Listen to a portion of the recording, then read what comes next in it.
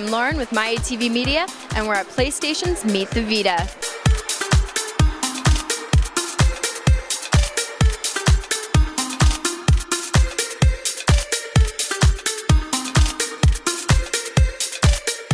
So what's your favorite game so far for the PS Vita? Tough call.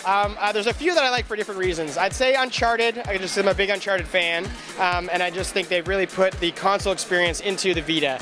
It plays much like any Uncharted game you played before. There's great storyline. All the same voice actors are in there, so Nolan North is reprising his role as Nathan Drake, and it's just fun to play. The touchscreen functionality, everything is just, it really feels like that console game on the go. But I love Lumines, which is the puzzle game from Ubisoft, because I played that game a ton on the PSP, and it's always been like one of my favorite franchises. And I gotta throw like a separate shout out to Wipeout 2048, which is my favorite racing game on the Vita so far. So, I mean, there's 25 games at launch. There's like something to like for everybody, for sure.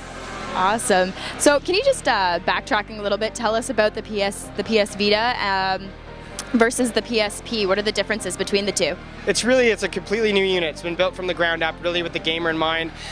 The biggest thing that gamers talked about was the dual analog sticks. That was the one thing that we knew we had to build into this device. And it really allows you, for a first-person shooter, you can use that second analog stick to control the camera, or to be able to strafe your character. And it's really, it gives you more of a console gaming experience, certainly, when you have that second stick. But then we put in, a front touchscreen, a rear touchpad, all the 6-axis functionality of a DualShock 3 controller is also built into the Vita. So, and it works so well with the PS3 too. If you have both, you're able to do cross-platform play and share content back and forth. So I think it's really been built with a serious gamer in mind. So what is the life cycle like for the PS Vita?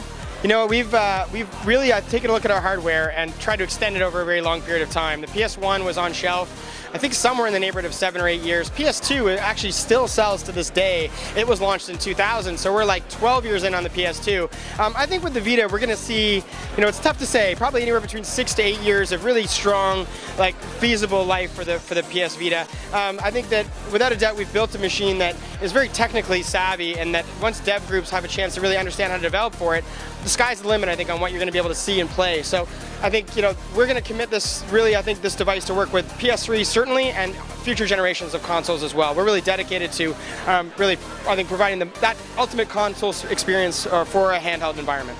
For players of the PSP, are they catered to with the PS Vita? Yeah, if you spent any of your time or money on the PlayStation Network store and you've been downloading content, there's 275 games right now that are available on the PlayStation Store that you can download for your Vita that are PSP games that have actually been up-resed.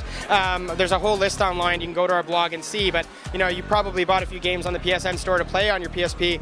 They look better on the Vita, so I think that's good news. Is there is some backwards compatibility with the digital games. Awesome, sounds great. And last question for you is, how much are we going to see this retailing for?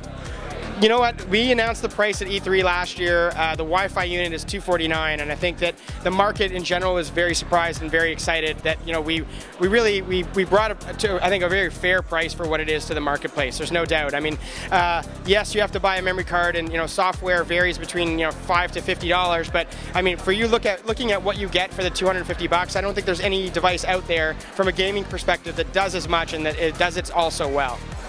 Great, thank you. Thank you.